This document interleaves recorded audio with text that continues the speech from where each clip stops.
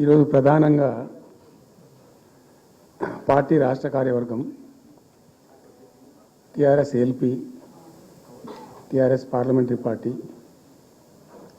మిగతా విస్తృతంగా వచ్చినటువంటి నాయకులందరితో కలిపి సమావేశం పెట్టుకున్నాం. ప్రధాన కారణం the main agenda of the meeting was Palamuru Rangareddy ఎత్తిపోతల పథకంలో ఈ రాష్ట్ర ప్రభుత్వం మరియు కేంద్ర ప్రభుత్వం కలిసి తెలంగాణకు చేస్తున్నటువంటి ద్రోహం, తెలంగాణకు తలపెట్టినటువంటి దుర్మార్గమైనటువంటి విధానం మీదనే చర్చ జరిగింది. దీని కథ ఏంటంటే చాలామందికి తెలియదు, అవగాహన కూడా ఉండదు. కొత్త తరం వాళ్ళకైతే అసలు తెలియదు. ద రీజన్ వై ఈజ్ సమైక్య ఆంధ్రప్రదేశ్లో అత్యంత దారుణమైనటువంటి వివక్షకు గురైన జిల్లా పాత మహబూబ్ నగర్ జిల్లా. చాలా చాలా దారుణానికి. రీజన్ ఏంటంటే వనరులు లేక కాదు, వసతులు లేక కాదు. కృష్ణానది ప్రవేశిస్తదే మహబూబ్ నగర్ జిల్లాలో. సరే, ఇప్పుడున్న తెలంగాణ, అప్పుడు ఉన్న ఆంధ్రప్రదేశ్ మొత్తం చూస్తే కూడా 300 and above కిలోమీటర్స్ కృష్ణానది పారుతుంది కూడా మహబూబ్ నగర్ జిల్లాలో. 308 కిలోమీటర్లు పారుతుంది, 308 కిలోమీటర్స్ పారుతుంది. ఇది రెండు రాష్ట్రాలు కలిపి లెక్క చూస్తే కూడా. అయినా కూడా 50 ఏళ్ళు అప్పటికి 50 ఏళ్ళు పరిపాలించినటువంటి కాంగ్రెస్ పార్టీ కానీ, ఆ తదనంతరం సుమారు దగ్గర ఒక 20 ఏళ్ళు పరిపాలించిన తెలుగుదేశం పార్టీ కానీ పాలమూరుకు చాలా దారుణమైనటువంటి తిరిగి కోలుకోలేనటువంటి దెబ్బ కొట్టిన పార్టీలు ఈ రెండు పార్టీల ప్రభుత్వాలు. ఇది లోకమందరికి తెలుసు. ఆ జిల్లా యాక్చువల్లీ అప్పర్ కృష్ణా ప్రాజెక్టు, భీమా ప్రాజెక్టు, తుంగభద్ర ఎడమ కాలువ ప్రాజెక్టు, దాని ద్వారా ఆనాటికి అన్ని ఫైల్స్ ఉన్నాయి, రికార్డ్స్ ఉన్నాయి. ఏదో ఒకటి స్టోరీ కాదు. 174 టీఎంసీ నీళ్ళు పాలమూరు రంగారెడ్డి జిల్లాకు రావాల్సి ఉండే. పాలమూరు జిల్లాకు ఆనాటి ప్రతిపాదిత ప్రాజెక్టుల ప్రకారం రావాల్సి ఉండే. ఆంధ్రప్రదేశే ఏర్పాటే తెలంగాణ పాలిట పెనుశాపం. కొంతమందికి నచ్చదు, కానీ పెనుశాపంగా పరిణమించింది ఆంధ్రప్రదేశ్ రాష్ట్ర ఏర్పాటు. మొత్తం తెలంగాణకు, అందులో మోర్ స్పెసిఫికల్లీ మహబూబ్ నగర్ జిల్లాకు జరిగినటువంటి తీవ్రమైనటువంటి అన్యాయం. ఎస్ఆర్సి యాక్ట్ అంటే స్టేట్ రీఆర్గనైజేషన్ యాక్టు స్పష్టంగా చెప్తుంది, ప్రతిపాదించబడి ఆల్రెడీ శాంక్షన్ అయ్యి జరుగుతుండే ప్రాజెక్టులు, కంటెంప్లేట్ చేసి ఉన్న ప్రాజెక్టులు, వాటిని మార్చకూడదు, అవి కొనసాగించాలి. ఆ చట్టం ఉండగా కూడా వాటి అన్నిటిని కాదని వీటిని మొత్తం అబాండన్ చేసి పడేసిండ్రు. అట్లా చాలా చేసినారు. గోదావరి మీద చూసుకుంటే దేవునూరు ప్రాజెక్టు కావచ్చు, ఇచ్చంపల్లి కావచ్చు, రకరకాల ప్రాజెక్టులను అబాండన్ చేసినారు. అందులో అతి తీవ్రమైనటువంటి అన్యాయం మహబూబ్ నగర్ జరిగింది. ఇలా మహబూబ్ నగర్కి ఇచ్చే పాలమూరు ఎత్తిపోతలో మరొకటి కొత్త స్కీమ్ కాదు. గతంలోనే 174 టీఎంసీలకు ప్రాజెక్టులు రూపకల్పన జరిగి అంత అయింది. అయితే మేము చాలా వాదించినాం. మధ్యలో బ్రిజేష్ కుమార్ ట్రిబ్యునల్ వస్తే కూడా అక్కడ పోయి ఆ ట్రిబ్యునల్ని కలిసి చాలా ప్రయత్నాలు చేసినాం. ఉద్యమ సందర్భంలో, ఉపన్యాసాలలో, కరపత్రాలలో, జలసాధన ఉద్యమ సందర్భంలో, మా క్యాసెట్ల రూపంలో, స్పీచ్ల రూపంలో, కరపత్రాల రూపంలో, పోస్టర్ల రూపంలో, క్యాసెట్ల రూపంలో రకరకాలుగా వాదించుకుంటూనే ట్రిబ్యునల్ కూడా ఇవ్వాలని పోతే ట్రిబ్యునల్కు ఉండే ఒక డెలికసీ ఏంటంటే వాళ్ళు రాష్ట్రాల మధ్య పంపిణీ చేస్తారు తప్ప రాష్ట్రం లోపల ఉండేటువంటి ఒక ప్రాంతానికంటే వాళ్ళు చేయరు. మీకు రాష్ట్ర హోదా లేదండి, మీరు ప్రాంతము, మీరు రాష్ట్రంతో కొట్లాడుతున్నారు, అది వేరే సంగతి, కానీ మేము స్వీకరించలేము, తీసుకోలేము చట్ట ప్రకారం అని చెప్పి వాళ్ళు నిరాకరించారు. సరే, ఆ తదనంతరం ఉద్యమం జరిగింది, మీ అందరికీ తెలుసు. ఇక్కడ ఇంకొకటి కూడా తప్పకుండా చెప్పాలి. బచావత్ ట్రిబ్యునల్ ఏర్పాటైనప్పుడు అతను పంపకాలు చేస్తూ బచావత్ ట్రిబ్యునల్లో స్పష్టంగా రికార్డెడ్ ఇప్పుడు ఉంది. బచావత్ ట్రిబ్యునల్లో స్పష్టంగా పొందుపరచబడింది. ఇప్పుడు బచావత్ గారు ఖుద్దు రిటైర్డ్ సుప్రీంకోర్టు జడ్జి, ఆయన స్వయంగా ఏమన్నాడంటే, ఈ ప్రాంతం నిజంగా చాలా నిరాదరణకు గురైంది, ఇంకా అవుతూ ఉన్నది. ఆ రోజు విపత్కర పరిస్థితి, దుర్భరమైన పరిస్థితి ఏంటంటే, పాలమూరు గురించి గంటెడు నీళ్ళు అడిగిన వాళ్ళు లేడేవాడు. ఇంత కేటాయించండి, ఈ కరువు జిల్లా ఉంది అని అడిగేవాడే లేడు. ఆనాటి సమైక్య ప్రభుత్వం చేసిన ద్రోహం. బచావత్ ఏం చేసిండు, మాకు చూడబుద్ధి అయితే లేదు, ఇది మా అంతల మేమే సూమోటో ఈ సమైక్య ప్రభుత్వం ప్రతిపాదించకపోయినా ఒక 17 TMC జూరాల ప్రాజెక్టు మంజూరు చేస్తున్నాము. అయితే సాంకేతిక కారణాలు మరొకటో చూపెట్టి ఈ జూరాల ప్రాజెక్టుని ఇక్కడి నుంచి ఎత్తగొట్టద్దు, వేరే కాడ కట్టద్దు, ఇక్కడ మాత్రమే కట్టి తీరాలి, దానికే అలాట్ చేస్తున్నామని చెప్పి ఒక కండిషన్ పెట్టిండు ఆయన. ఇది ట్రిబ్యునల్. అతను ఒక న్యాయమూర్తిగా పనిచేసిన వ్యక్తి కాబట్టి చూడబుద్ధి కాక ఆ బాధ భరించలేక ఈ కామెంట్ కూడా రికార్డు చేసిండు ట్రిబ్యునల్లో. ప్లస్ ఆ 17 TMC జూరాల ప్రాజెక్టుకు కేటాయించిండు. ఎంత విషాదం అంటే, అది ఎప్పుడో 74లో 74 నుంచి 78 దాకా జరిగింది కథ. అతను కేటాయిస్తే దానికి ముట్టినోడు లేడు, పట్టుకునోడు లేడు, తీసినోడు. అంజయ్య గారు ముఖ్యమంత్రి అయినాక ఒక ఏడాది తర్వాతనేమో మొత్తం మీద 81లో కదా, అప్పుడు అంజయ్య గారు దానికి ఫౌండేషన్ స్టోన్ వేసారు. ఫౌండేషన్ స్టోన్ వేస్తే ఇక అది మెల్లగా తెలంగాణ ప్రాజెక్ట్ కదా, ఇప్పుడు పట్టుకుని లేడు, దాన్ని మాట్లాడినోడు లేదు, అయ్యలేదు, అవ్వలేదు, ఒక అనాథలాగా ఆ బ్యారేజ్ వరకు కట్టేశారు. దానికి కాలువలు లేవు, నీళ్ళు రావు, పొలాలు వారాయి, కృష్ణానది నీళ్ళు వస్తుంటాయి, గేట్ల ద్వారా పోతుంటాయి. ఎప్పటి వరకు ఈ తతంగం 2001లో గులాబీ జెండా ఎగిరేదాకా ఇదే తతంగం. ఇంకా విషాదం ఏంటంటే, అప్పుడు ముఖ్యమంత్రి ఉన్న చంద్రబాబు నాయుడు ఆయన మహబూబ్నగర్ జిల్లాను దత్తత తీసుకున్నాడు. ఆయన దత్తతలో ఉండే చేసి నేను అడాప్ట్ చేసుకుంటున్నా ఈ కరువు జిల్లా, దీన్ని అది చేస్తా, ఇది చేస్తా, పొడి చేస్తా అని మాటలు చెప్పి ఇష్టం వచ్చినన్ని పునాదులు వేసిండు. కలవకుర్తి, మన్ను, మశాను, రకరకాల పునాదులు వేసుకుంటూ ఉద్యమ సందర్భంగా నేను చేసే ఉపన్యాసాలలో నేను మాట్లాడేది, ఈ పునాదురాలన్నీ ఎందుకు మనకు పట్క ఏడుస్తానిక, సృష్టానిక, ఏం లాభము, ఈ రాళ్ళన్నీ కృష్ణానదిలో అడ్డమేస్తూ చెక్కడమని అయితే భయం అనేది. నేను నవ్వేది, జనం చప్పట్లు కొట్టి సభలలో నేను చెప్తుంటే, ఒక్క డ్రాప్ వాటర్ కూడా పొలాలు బారడానికి రాలేదు. తత్ఫలితమైంది net result. What was the net result? Palamuru జిల్లాలో ప్రతి తాలూకా కేంద్రం, అంటే ప్రతి నియోజకవర్గ కేంద్రం నుంచి వలసలు పోవడానికి ప్రజలు ప్రతి బొంబాయి నుంచి bus, Narayanpet Bombay bus, Wanaparthy Bombay bus, ఇంచుమించు అన్ని తాలూకాల నుంచి బొంబాయికి డైరెక్ట్ బస్సు. ఏం చేస్తారు, ప్రజలు పుట్ట చేత పట్టుకొని వలస పోవాలి, బతకపోవడం తప్ప ఇంకో గతి లేదు. జిల్లాకు జిల్లా మొత్తానికి మొత్తం 100% కృష్ణా బేసిన్లో ఉంటుంది. భయంకరమైన కరువు. చివరికి ఆ జిల్లాలో ఉండే అనేక మంది కవులు అనేక పాటలు రాశారు. ఆ గోరెటి వెంకన్న గారు అయితే పల్లెలో పల్లెలు మొలిసే పాలమూరులోన అని చెప్పి పాట రాసి పాడిండి. ఆ పాట బాగా పాపులర్ సాంగ్ కూడా, తెలంగాణ ఉద్యమం పొడుగుతో కూడా భయంకరంగా మోగినటువంటి సాంగ్. సో అట్లా జరుగుతూ ఉంది. మేము ఏడుస్తా పోయినాం, చూస్తా పోయినాం.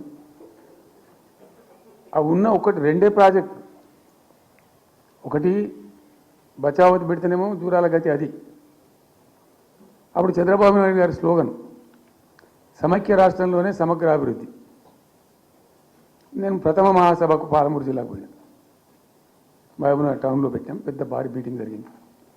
దాదాపు 70-80 మంది వచ్చారు. ఆ మీటింగ్లో నాకు బాగా కోపం వచ్చి, ఏమయ్యా చంద్రబాబు నాయుడు, అప్పటికి ఏంటంటే కర్ణాటకకి కొంత ముంపు ప్రాంతం ఏమిటి దూరాల ప్రాజెక్టులో ఏంటంటే కొద్ది ముంపు ప్రాంతం కర్ణాటక రాష్ట్రంలో ఉంటుంది. ఒక 13 కోట్ల రూపాయల వరకు కాంపెన్సేషన్ కట్టాల్సి ఉంది. కట్టడు, ₹1 కట్టడు. ఏమయ్యా చంద్రబాబు నాయుడు గారు, నువ్వు దత్తత తీసుకున్నావు, కథ తీసుకున్నావు, డైలాగులు చెప్తున్నావు, ఇక చచ్చిపోతాను జనము, బొంబాయికి వలసలు పోతుండ్రు. ఇటువంటి పరిస్థితులలో కూడా కర్ణాటకకు డబ్బులు కట్టడానికి నీ డబ్బులు లేవా? ఇదేనా సమైక్య రాష్ట్రంలో సమగ్ర అభివృద్ధి అంటే? పట్టిగా బ్యారేజ్ ఆ గోడ దగ్గర కట్టిన విడిచిపెట్టేది మీరు చూసి తమాషా పడన్నా అని చాలా తీవ్రమైన విమర్శలు చేశాను. మోకాళ్ళ మీద పరిగెత్తి కట్టిండి చంద్రబాబు నాయుడు. అప్పుడు ఆ కర్ణాటక చెల్లించాల్సిన కంపెన్సేషన్ ఏదైతుందో మోకాళ్ళ మీద ఉరికి నా దాడి తట్టుకోలేక కంటిన్యూగా పెట్టింది. దాని తర్వాత చంద్రబాబు నాయుడు పార్టీకి సంబంధించిన ఎమ్మెల్యేనే ఆర్డీఎస్ దగ్గర బాంబులు పెట్టి పేల్చేయడం, అది మీ అందరికీ కూడా తెలుసు. బాంబులు పెట్టి పేల్చడం 2 సార్లు 3 సార్లు పేల్చాను. నేను ఫస్ట్ ఉద్యమంలో తెలంగాణ ఉద్యమం స్టార్ట్ అయిన తర్వాత నేను ఎంచుకున్న ఎజెండా, నా ఎజెండాలో మొదటి పాదయాత్ర నేను చేసినటువంటిది జోగులాంబ టు గద్వాల పాదయాత్ర చేసిన. ఈ అన్యాయం సంగతి ఏంది అని దాన్ని ప్రజలలో ఎండగట్టాలని చెప్పి, గవర్నమెంట్ కూడా ఒత్తిడి తేవాలని చెప్పి, ఎందుకు తెలంగాణ ఉద్యమం చేస్తున్నామని లోకానికి తెలవాలని చెప్పి నేను జోగులాంబ టు గద్వాల పాదయాత్ర చేసిన. దాన్ని మొత్తం అసలు కంప్లీట్ 80,000 ఎకరాలకు బారాల్సినటువంటి ఆ ఆర్డీఎస్ కెనాలు 15,000 ఎకరాలు, 10,000 ఎకరాలు, 20,000 ఎకరాలకు వచ్చి తగ్గిపోయింది. అడిగే నాతుడు లేడు. నేను అంతకు ముందే పాదయాత్ర కన్నా ముందే స్వయంగా మేమందరం జిల్లా మహబూబ్నగర్ జిల్లా నాయకులు నేను కలిసి ఆర్డీఎస్ హెడ్ వర్క్స్ ఎక్కడ ఉంటాయంటే కర్ణాటకలో ఉంటాయి, రాయచూరు దగ్గర. అక్కడ దాకా పోయి మొత్తం ఆశాంతం ఆ కాలువ పొడవుతో తిరిగి అర్థం చేసుకొని ఆ తర్వాతనే నేను గద్వాల మన ఆలంపూర్ టు గద్వాల పాదయాత్ర పెట్టాను. దాన్ని ఎక్స్పోజ్ చేసినాం. అప్పుడు అక్కడ గొడవ చేస్తే మళ్ళీ అప్పుడు జూరాల లింక్ కెనాల్ను మొదలుపెట్టింది చంద్రబాబు నాయుడు. జూరాల టు ఆర్డీఎస్కు లింక్ కెనాల్ అని మళ్ళీ డ్రామా కట్టి ప్రతిసారి ఏమార్చడము తెలంగాణ ప్రజలను ఒక రకమైన దగా చేయటం తప్ప రాలే, ఒక డ్రాప్ వాటర్ రాలే, ఎప్పుడు రాలే. సరే కొట్లాడుతూ పోయినాం.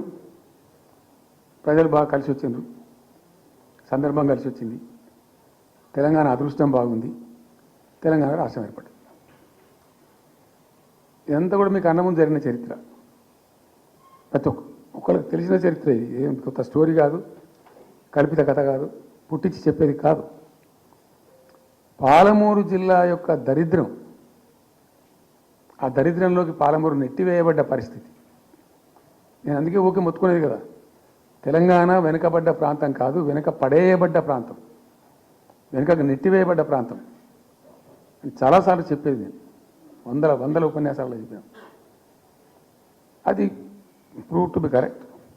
దాని తర్వాత ఎక్కడి దాకా పోయిన పరిణామాలంటే పాలమూరు జిల్లాలో ఎండాకాలం వచ్చిందంటే గంజి కేంద్రాలు పెట్టి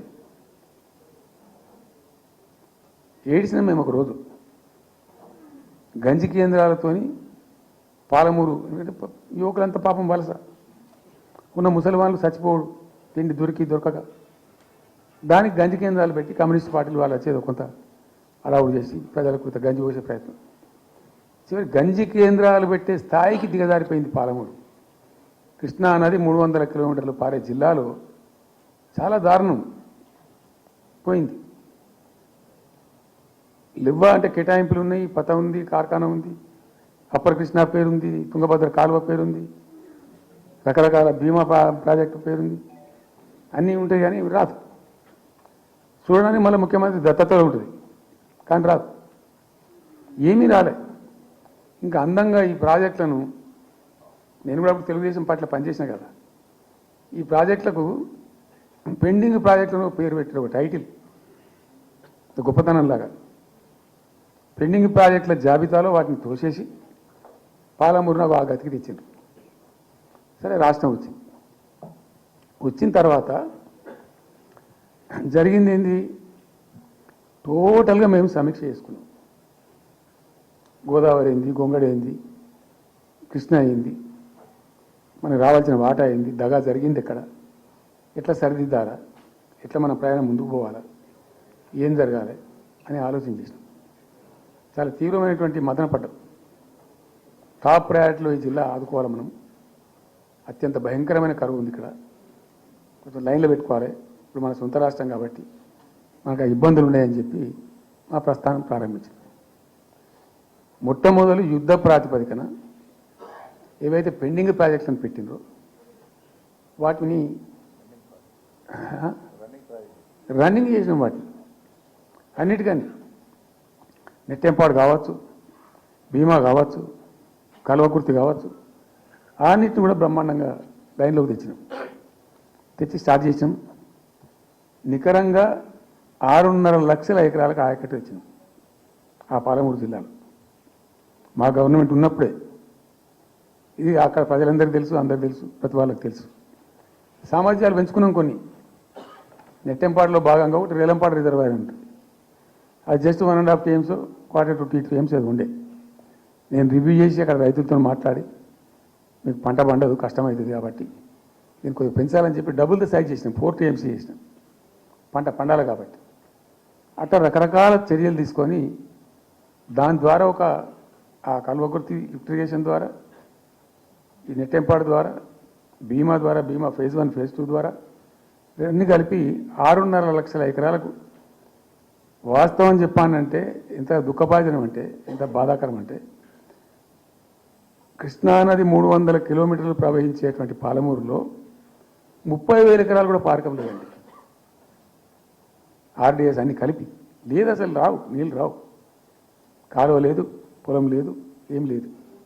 అందుకే అది వలసల జిల్లా అని పేరు ఎందుకు వచ్చింది పాలమూరుకు?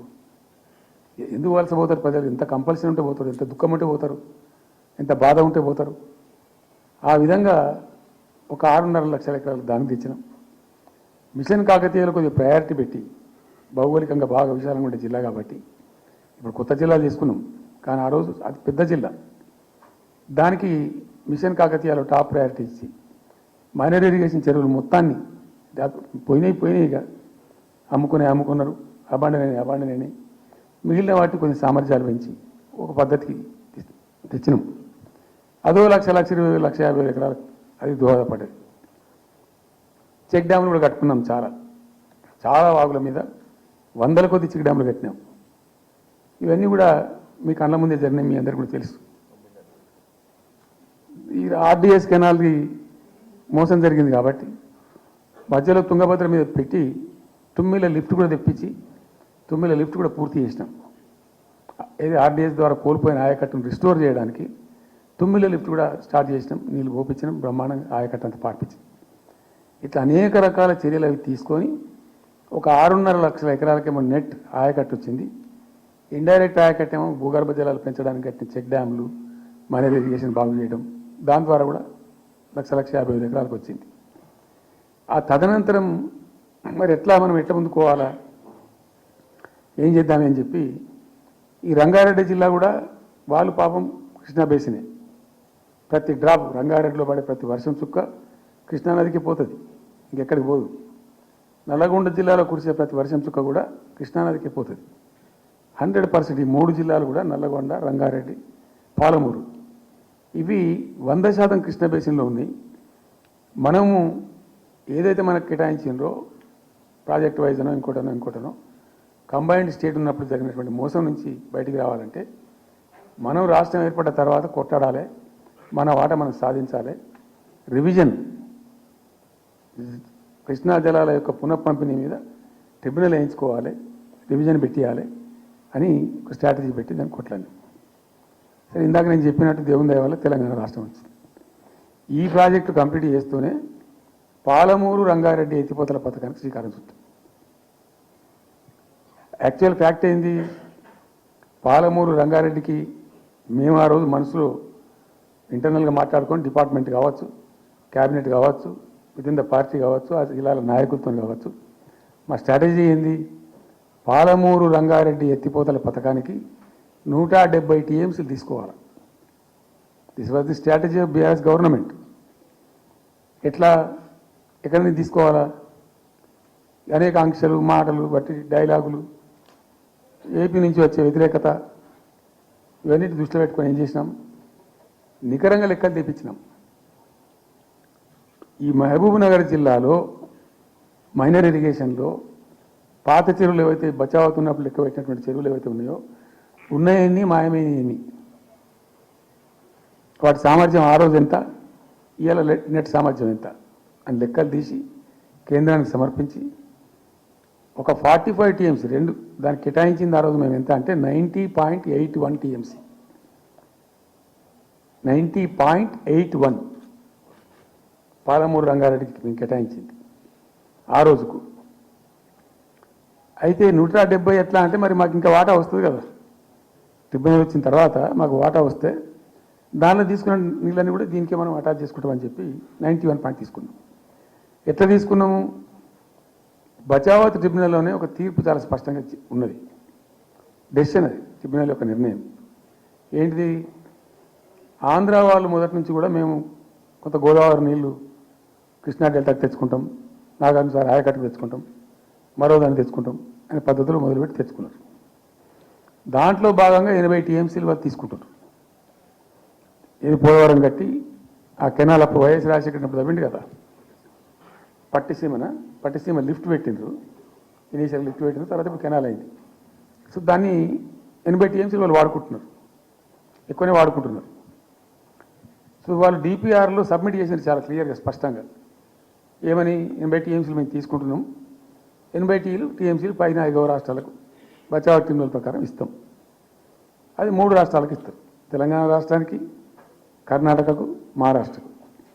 తెలంగాణకు 45, వాళ్ళిద్దరు కలిపి 35, కర్ణాటకకు 21 టీఎంసీ, మహారాష్ట్రకు 14 టీఎంసీ. వాళ్ళిద్దరు కూడా వాడుకుంటున్నారు. కర్ణాటక వాళ్ళు already they are using 21 TMC ఏదైతే పోలవరం నీళ్ళు అక్కడ వాళ్ళు తీసుకున్నారు కాబట్టి దాని కంపెన్సేటర్ కింద వచ్చినటువంటి దాన్ని they are using it. Right రాయాలి, మహారాష్ట్ర కూడా వాడుతున్నారు. లెక్కల్లో చూపించారు వాళ్ళు, వాళ్ళ ప్రాజెక్టుల డిపిఆర్లో వాళ్ళ లెక్కల్లో చూపెట్టిండ్రు. ఇక వాడుకోవాల్సింది వాళ్ళు మనం. సో ఆ 45 టీఎంసీ మనది ఉంది కదా, మనకు ట్రిబ్యునల్ కేటాయించిందే కదా, అప్పనంగా ఏదో వచ్చేది కాదు కదా. సో ఆ 45 ఈ మైనర్ ఇరిగేషన్ లాసెస్ 45 కలిపి 90.81 టీఎంసీలకు దాన్ని ప్రతిపాదించింది. It has a strong basis. ఏదో గాల్లే అడగోరు జమాబందీ ఏర్పడతాడు చేసింది కాదు, ఒక స్పష్టమైనటువంటి విధానంతో, ఒక అవుట్లుక్తో, భవిష్యత్తు ప్రయోజనాలను దృష్టిలో పెట్టుకొని చేసినటువంటి చర్య. చేసినాం. ప్రాజెక్టు 30,000 కోట్లు, 35,000 కోట్లు మంజూరు చేసినాం. అందులో 27,000 కోట్లు ఖర్చు పెట్టినాం. ఆల్మోస్ట్ దగ్గర 88-90% పనులు పూర్తి అయిపోయినాయి. ఈ ఆంధ్రాతోని పంచాయతీ ఉంటుంది ఎప్పటికైనా. వాళ్ళు పోతిరెడ్డిపాడు పొక్కగొట్టి దాన్ని పెంచి, ఇక దాన్ని ఇంకింత పెంచి ఈ తెలుగు గంగా అనే పేరు మీద మొదలై అది ఎటెటెటెటు పోతుంది, ఇక అడవులు జమాబంది. కాబట్టి మనం క్విక్కెస్ట్ పాసిబుల్ టైంలో తీసుకోవాలని ఆ వచ్చే వాటర్ను అక్కడ ఎంటైర్ వరల్డ్లో ఇక్కడ లేవండి 145 మెగావాట్స్ కెపాసిటీ పంప్స్ పెట్టినాం అక్కడ. Specially prepared, those pumps were prepared by BHEL of India. 145 మెగావాట్ల పంపులు అసలు ఇండియాలో ఎక్కడ ఏ ప్రాజెక్టుకు లేవు. ఎందుకంటే దాన్ని ఆ పంపు స్విచ్ ఆన్ చేసిన నేను, నీళ్ళు వచ్చినాయి. ఒక్క పంపు స్విచ్ ఆన్ చేస్తేనే ఇట్లా కాలువలు తల్లాడుతుండే. ఇట్లా అంటే ఆ గొడవ ఉంది కాబట్టి వాళ్ళు అటు పోతిరెడ్డి పడిపోక నుంచి వాళ్ళు తీసుకుపోతూ ఉంటారు. ఆ వర్షాలు వచ్చినప్పుడే మనం తీసుకోవాలి, ఇంకో గత్యంతరం లేదు. కాబట్టి క్విక్కెస్ట్ పాసిబుల్ టైంలో ఈ రిజర్వాయర్లు నింపుకుంటే మనం సేఫ్ అయిపోతాము, జిల్లాకు ఆడికి కొంత న్యాయం జరుగుతుందని చెప్పి ఆ 145 మెగావాట్స్ కెపాసిటీ ఉండే పంప్స్ పెట్టినాం. ఇప్పుడు పంప్స్ అన్నీ ఆల్మోస్ట్ ఇన్స్టాల్ అయినాయి. మరి ఈ గవర్నమెంట్లో వీళ్ళు ఏం పట్టించుకుంటలేరు, అసలు ఏం చేస్తలేరు. అయితే జరిగిన తర్వాత ఏమైంది? అనుమతులు అంత సాధించారు. దాని మీద చాలా మెలికలు పెట్టినారు. ల్యాండ్ అక్విజిషన్ల ప్రాబ్లం చేసినారు. అయినా 27,000 ఎకరాలు మేము అక్వైర్ చేసినాం సక్సెస్ఫుల్గా. అదంతా క్లిష్టమైన సబ్జెక్ట్ ఈ రోజులలో ల్యాండ్ అక్విజిషన్ అంటే. అయినప్పటికీ 27,000 ఎకరాలు అక్వైర్ చేసినాం, 27,000 కోట్లు ఖర్చు పెట్టినాం, అంత కాన్సన్ట్రేట్ చేసినాం. గ్రీన్ ట్రిబ్యునల్కి పోయినారు, ఆ స్టేని క్యాన్సిల్ చేయించినాం, అనేక రకాల అడ్డంకులు కల్పించే ప్రయత్నాలు ఎన్ని చేసినా వాటన్నిటిని అధిగమిస్తూ ఆ ప్రాజెక్టును ముందుకు తీసుకొని పోయినాం. అయితే ఈ పంపులన్నీ ఇన్స్టాలేషన్ అయిపోతుంది, బ్రహ్మాండంగా ఉంది. సరే, ఇంతగా అది మా గవర్నమెంట్ మారింది. సహజం, రాజకీయాల్లో గెలుపులు ఉంటాయి, ఓటములు ఉంటాయి, ప్రభుత్వాల మార్పిళ్ళు ఉంటాయి, జరుగుతాయి. కానీ ఎంత తెలుగు తక్కువ దద్దమ్మ ప్రభుత్వం వచ్చినా, నెక్స్ట్ సక్సెసివ్ గవర్నమెంట్ ఎవరు వచ్చినా రాష్ట్ర ప్రయోజనం కదా ఒక ప్రాజెక్ట్ అంటే. ప్రజలకు నీళ్ళు వచ్చేది కదా, ప్రజలు బ్రతికేది కదా, దాన్ని కొనసాగిస్తారు. ఇప్పుడు ఒక్క తట్టెడు మట్టి కూడా తీయలేదండి. మా గవర్నమెంట్ పోయిన తర్వాత పాలమూరు ఎత్తిపోతల పథకంలో ఒక తట్టెడు మట్టి కనీసం నేను తీయలే. మరి దాన్ని ఎందుకు అబాండన్ చేసినరో, దాని వెనకేం ఉద్దేశం ఉందో, ఇంత నిష్క్రియాపరత్వం ఏంది, ఇంత దారుణమైంది. 2 నెట్ సంవత్సరాలు గడిచిపోయినాయి. ఇప్పుడు మేము గమనిస్తున్నాం. మధ్యలో ఏమైంది, కేంద్ర ప్రభుత్వంతో తమాషా. బీజేపీ మొదటి నుంచి మాకు తెలంగాణకు శని అయింది. కేంద్ర ప్రభుత్వం ప్రతిదాన్ని వ్యతిరేకించడమే, ప్రతిదాన్ని. చంద్రబాబు ఎన్డీఏలో చేరడం, ఆయన మాటలు పట్టుకొని వ్యతిరేకించడం, అడ్డంగా ఇష్టం వచ్చిన పద్ధతిలో. మేము బాగా కొట్టాన్ని, మేము ఉన్న రోజులు అనేకమైనటువంటి పోరాటాలు చేసి దాన్ని ఎప్పటికప్పుడు సాధించుకున్నాం. అనుమతులు కానీ ఇంకోటి కానీ మొత్తం 9-10 అవసరం పడతాయి. అందులో 6 అనుమతులు ఆల్రెడీ వచ్చేసినాయి. Main environmental impact, environment assessment కమిటీది అదే మెయిన్ అసలు ప్రాజెక్టుకు లైఫ్ లైన్. దాని మొత్తం అనుమతులు వచ్చేసినాయి. దాని తర్వాత మిగిలిన అనుమతులన్నీ లాంఛనమే, ఇచ్చేయాల్సిందే. అది ఇచ్చిందంటే అటువంటి అతి ముఖ్యమైనటువంటి అనుమతి కూడా తెచ్చినాం, అన్నీ తెచ్చినాం. అన్నీ వచ్చిన తర్వాత కేంద్ర ప్రభుత్వం మన చంద్రబాబు నాయుడు ఎంపీలు అవసరం ఉంది కదా అక్కడ వాళ్ళకు. ఇప్పుడు ఇద్దరు ఎంపీలు అవసరం కదా, నితీష్ కుమార్, చంద్రబాబు నాయుడు. దానికోసం బీజేపీ ఎంతకైనా దిగజారుతుంది.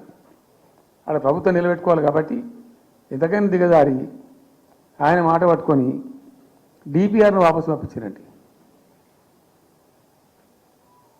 మేము ఉన్న రోజులు రాలే డిపిఆర్ వాపసు, అనుమతులు తెచ్చిన ఉంటాం మేము. ఇంకా డిపిఆర్ వాపసు వస్తే భూమి ఆకాశం ఒకటి చేయాలా రాష్ట్ర ప్రభుత్వం? ఎంత లొల్లి చేయాలా, ఎంత హడావుడి చేయాలా?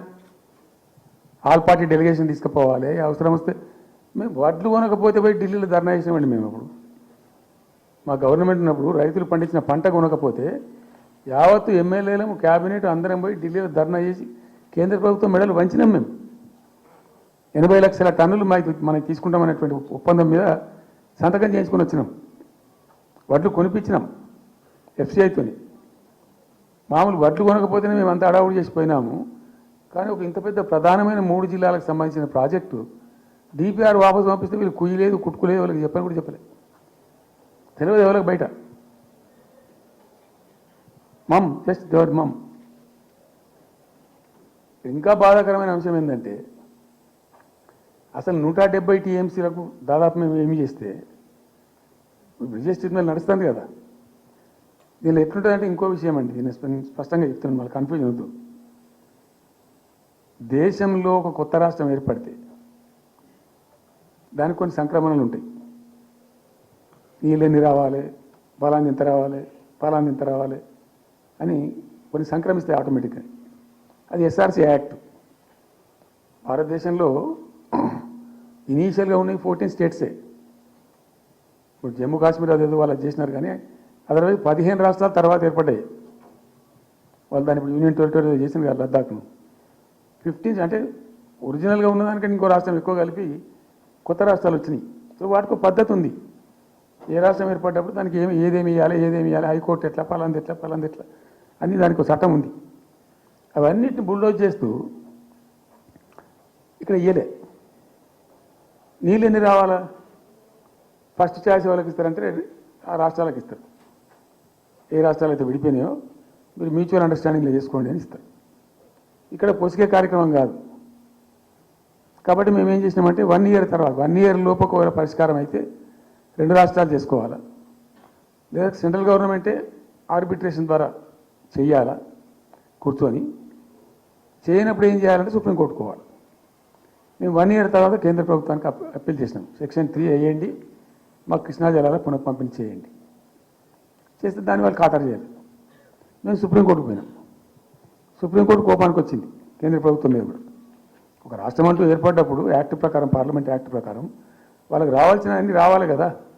మరి ఇది కూడా వాళ్ళకి ఏదో తేల్చండి, మీరు తెలుస్తారా లేదంటే అప్పుడు మంత్రి, ఆయన పేరు షెకావత్ ఉండే కదా, గజేంద్ర సింగ్ షెకావత్, నేను ఢిల్లీ పోయినప్పుడు నన్ను రిక్వెస్ట్ చేసిన ఆయన, భాయ్ సాబ్ మాకు కూడా ఇబ్బంది అవుతుంది, మీరు అది విత్డ్రా చేసుకోండి సుప్రీంకోర్టులో కేసు, మేము సెక్షన్ 3 చేస్తామండి. అప్పటికే 2-3 ఏళ్ళు గడిచిపోయింది, డిలే అవుతా ఉన్నది. నేను పోయినప్పుడు అలా అడుగుతున్నా, పర్సూ చేస్తున్నా, మాట్లాడుతున్నాం, ప్రైమ్ మినిస్టర్ లెటర్స్ ఇచ్చినాం, అన్నీ చేస్తున్నాం. ఫైనల్గా సుప్రీంకోర్టు చివాట్లు పెట్టిన తర్వాత వాళ్ళు ఉండి మీకు విత్డ్రా చేసుకుంటే దయచేసి మేము సుప్రీంకోర్టు ఆర్డర్ వస్తుందని తెలిసిపోయింది వాళ్ళకు కూడా. ఆటోమేటిక్ ఇస్తుంది కదా కోర్టు ఆర్డర్, న్యాయబద్ధంగా రావాల్సింది ఇస్తుంది. కాబట్టి ఎట్లా తప్పేటట్లేదు, ఇక కోర్టు ఆర్డర్ ఎందుకని చెప్పి మీరు విత్డ్రా చేసుకోండి భాయ్ సాబ్, మేము ఇచ్చేస్తాము. మంచిగా విత్డ్రా చేసి మళ్ళీ లెటర్ పెట్టాం. మీరు చెప్పిన ప్రకారం విత్డ్రా చేసుకున్నామండి అంటే లెటర్ పెట్టండి అంటే పెట్టినాం. అది ప్రాసెస్లో సెక్షన్ 3 వేయడానికి చివరికి వేసారు. ఇప్పుడు సెక్షన్ 3 వేసారు, దాని నుంచి బిఎస్ ట్రిబ్యునల్ అపాయింట్మెంట్ కూడా అయిపోయింది. ఇప్పుడు వాదనలు జరుగుతున్నాయి, మాకేం రావాలి, మీకేం రావాలి, తెలంగాణ రాష్ట్రం, ఆంధ్ర రాష్ట్రం మాట్లాడుతూ ఉన్నారు. సో ద క్వశ్చన్ ఏంది, అక్కడ ఉంది, ఇప్పుడు తేలుతుంది. మా ఉద్దేశం ఏంది, 90 టీఎంసీలు అయితే మాకున్నాయి నికరం, మాకు ఎవరు ఇచ్చేది ఏం లేదు, ఎవరు అడుక్కునేది ఏం లేదు. అడిషనల్ ఇంకో 60-70 టీఎంసీ, ఇంకో 70-80 టీఎంసీ కావాలంటే ఎట్లా అంటే, ఈ ట్రిబ్యునల్లో వచ్చేటువంటి అధిక వాటా ఏదైతే మనకు ఉంటుందో, ఇందులో ఒక గుడ్ సైన్ అని ఈయన బ్రిజేష్ ట్రిబ్యునల్ ఏం చేసిండు, వచ్చిన తర్వాత ఆయన ఒకటి చేసిండు. అంతకుముందు చట్టం ఏముంటుండే, 75% డిపెండబిలిటీ మీదనే నదుల నీళ్ళు కేటాయింపు జరగాలి, 75% డిపెండబిలిటీ మీద. మన కృష్ణా జలాలు ఇచ్చినప్పుడు అట్లే ఇచ్చిండ్రు. ఈయన బ్రిజేష్ ట్రిబ్యునల్ వచ్చిన తర్వాత ఈయన ఏం చేసిండంటే 75% బోల్డ్ అండి, మంచి సర్ప్లస్ ఇయర్స్లో చాలా వర్షాలు పడుతున్నాయి, కావాల్సిన నీళ్ళు వస్తున్నాయి, అవి వేస్ట్ పోతున్నాయి అనవసరంగా, అట్లెందుకు కేటాయింపులు చేసుకుందాం, 65% డిపెండబిలిటీ పెట్టుకుందాం అని చెప్పి పెట్టిండు. దాని ద్వారా ఏమైంది, మన కృష్ణా నదిలో ఒరిజినల్గా వచ్చిన అలాట్మెంట్ 811 టీఎంసీ, 811 టీఎంసీలే బచావ్ ట్రిబ్యునల్ ప్రకారం. కానీ తదనంతరం ఈయన బ్రిజేష్ వచ్చిన తర్వాత అది ఆల్మోస్ట్ 1005 పోయింది, ఇంకో 195 టీఎంసీ పెరిగింది. ఆ 10% యాడ్ చేసే వరకు పెరిగితే అలా మనకు కూడా ఆటోమేటిక్ వాటా వస్తుంది. ఇప్పుడు తేలుతుంది అది. సో మేము ఆశపడ్డది ఏంటంటే, ఒరిజినల్గా పెట్టుకున్నటువంటి ఈ 90 టీఎంసీ అది బచావ్ ట్రిబ్యునల్ ఇచ్చిందే 45 టీఎంసీ. 45 టీఎంసీ మనం హైదర్ ఇరిగేషన్ లెక్కలు బాజాప్తా తీసి ఇచ్చినాం కాబట్టి అది యాక్సెప్ట్ చేసిన వాళ్ళు. ఈ 90 టీఎంసీ ప్లస్ ఇప్పుడు అడిషనల్గా వచ్చేది కలిస్తే మనకు దాదాపు 170-160 దాకా తీసుకొని పోవచ్చు. కంఫర్టబుల్ ఉంటాం మనం, ఇక్కడ డ్రింకింగ్ వాటర్ కానీ ఇంకోటి కానీ బాధ లేకుండా ఉంటాం, ఆ జిల్లా సుభిక్షం అవుతుంది అని ఆల్రెడీ పాలమూరు జిల్లాలో తెచ్చుకున్నటువంటి 6.5 లక్షల ఎకరాల ఆయకట్టు ప్లస్ దీనిలో ఒక 7 లక్షలు వస్తుంది పాలమూరు, అంటే 13.5 lakhs పోతుంది.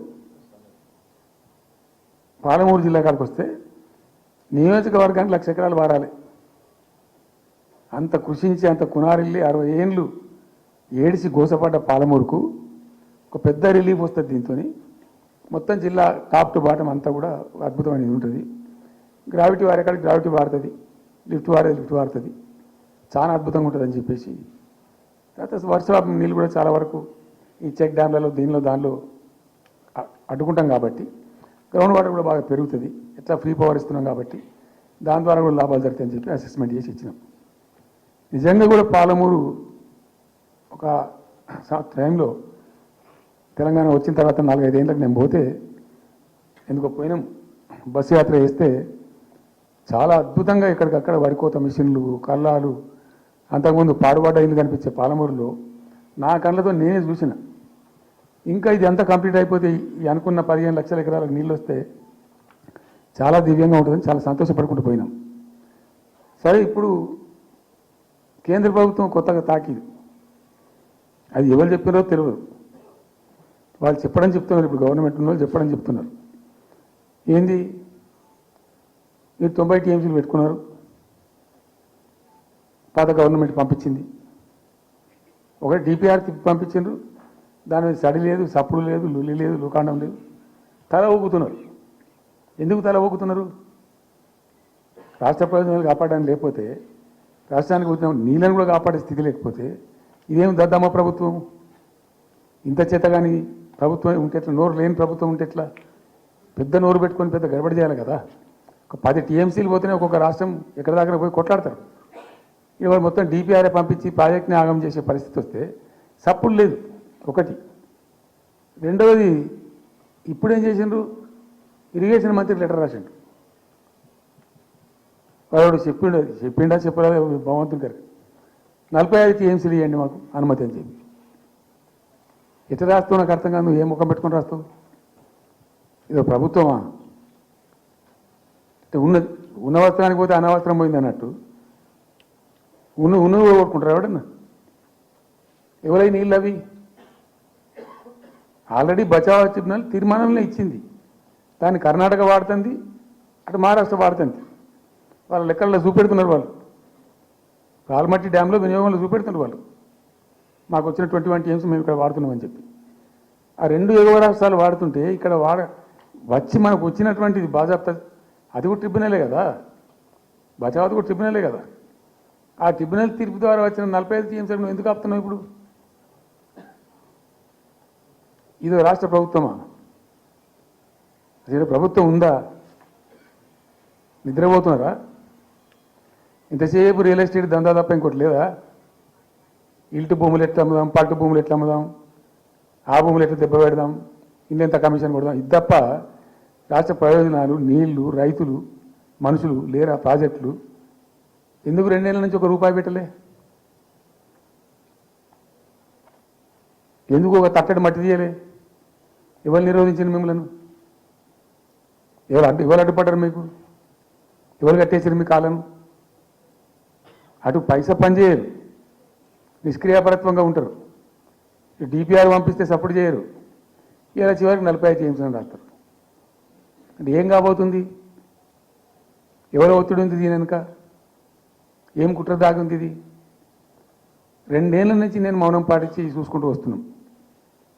తప్పని పరిస్థితి నేను బయలుదేరినప్పుడు తప్పదు. అటు కేంద్రాన్ని ఎక్స్పోజ్ చేస్తాం, ఇటు రాష్ట్రాన్ని ఎండగడతాం ప్రజల మధ్యలో. ఖచ్చితంగా ఇలా మొత్తం విస్తారంగా మాట్లాడినాం, చర్చించినాం. చాలా పెద్ద ప్రజా ఉద్యమాన్ని శ్రీకారం చుడతాం. కంపల్సరీ పాలమూరు, రంగారెడ్డి, నల్లగొండ జిల్లాలలో గ్రామాన దానికి పోస్టర్ డిజైన్ అవుతుంది, కరపత్రం డిజైన్ అవుతుంది. ప్రజా ఉద్యమాలు చేస్తాం, పెద్ద బహిరంగ సభలు పెడతాం. నేను స్వయంగా అటెండ్ అవుతున్న బహిరంగ సభలకు. ప్రజాక్షేత్రంలో ఈ ప్రభుత్వం యొక్క నిష్క్రియాపరత్వాన్ని ఎండగడతాం. ఇప్పుడు వాయిస్ అయితే తెలంగాణకు, మరి తెలంగాణకు ఉన్న ప్రభుత్వం మాట్లాడకపోతే ఇంకెవరు మాట్లాడాలా? మాకు 2 బాధ్యతల్ని, ఒకటి తెలంగాణ తెచ్చిన పార్టీగా, రెండవది ప్రధాన ప్రతిపక్షంగా కూడా కంపల్సరీ మా డ్యూటీ మేము చేయాలి. అందుకోసం గాను వీళ్ళు ఏదో తమాషకు మేము అదొకటి అడ్డం పొడుగు మాట్లాడి, కిరికిరి మాటలు మాట్లాడి, కారు కూతలు కూసి ఏదో చేస్తామనుకుంటే నడవదిగా. ఏడాది దాకా వేరే కథ, రేపటి నుంచి వేరే తోలు తీస్తాం ఎక్కడికక్కడ. ప్రజలు ఖచ్చితంగా ఎక్కడికక్కడ నిలబెట్టే ప్రయత్నం చేస్తాం. అడుగున చెక్ చేస్తాం, ప్రతి విషయంలో చెక్ చేస్తాం. Sufficient time we have given. మేము తొందరపడి మేము ఎందుకు కన్నీరు అయ్యి మా ప్రభుత్వం పోయింది వీళ్ళు వచ్చింది అనేటువంటి ఒక పిచ్చి అయ్యి అట్లా మేము చేయలే, అటువంటి వాడికి పోలే. ఇష్యూల మీద పోరాడుతున్నాం, ఒకే ఫీజు ఎంబర్స్ మీద పోరాడుతున్నాం, ఇంకొకటి పోరాడుతున్నాం, రకరకాల భూదందాల మీద, దోపిడీ మీద, చెర్ల మీద పోరాడుతున్నాం. పార్టీ కొట్లాడుతున్నది, తప్పదు కాబట్టి కొట్లాడుతున్నాం. ఇప్పుడు మొత్తం మొదటికే ముప్పు వచ్చే పరిస్థితి ఉంది. అటు గోదావరి మీద అరాకిరి చేసి చంద్రబాబు నాయుడు, ఏపీ ప్రభుత్వం నల్లమల సాగరు, ఈ సాగరు, ఆ సాగరు, అటు గోదావరి దోపిడీ జరుగుతూ ఉంటే దాని మీద సప్పులు లేదు. కృష్ణలో ఇంత ఘోరంగా పాలమూరు ఎత్తిపోతల మీద దీని మీద సప్పులు లేదు. మరి ఎవరి ప్రయోజనాల కోసం ఉన్నట్టు రాష్ట్ర ప్రభుత్వం? ఏం చేయడానికి ఉన్నట్టు? ఏం జరుగుతున్నట్టు రాష్ట్రంలో? కాబట్టి ఎట్టి పరిస్థితుల్లో నేనే స్వయంగా రంగంలో దిగాలనుకున్నా. దిగినాం. ఈరోజు డిసిషన్ అయిపోయింది.